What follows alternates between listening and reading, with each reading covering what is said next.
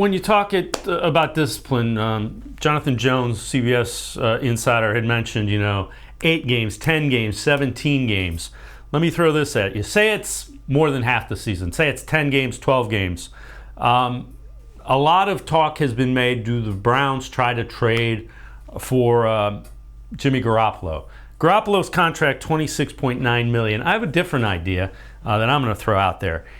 I think the guy that they go after is Teddy Bridgewater. Bridgewater signed a 1-year deal to be the backup to Tua Tagovailoa in Miami, $6.5 million. I think you trade Baker Mayfield for Teddy Bridgewater. There's some familiarity with Kevin Stefanski. You're going to have to eat some of Baker's contract, but you have that 1-year bridge who at least can do some of the things that you're trying to build the offense around Jacoby Brissett and Deshaun Watson. That's my thought. I don't think Garoppolo fits with what they want to do, and that $26.9 million salary certainly doesn't fit.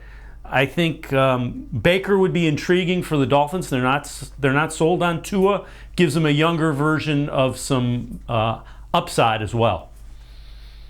I think it's an interesting thought when it comes to Bridgewater. Like you said, the familiarity with Stefanski. The only thing that I'll slightly kind of disagree with you on Teddy Bridgewater wise is that I understand that they might not necessarily be sold on Tua, but I think that regardless, one way or another this year, you have guys that are locked into multi-year deals in Miami.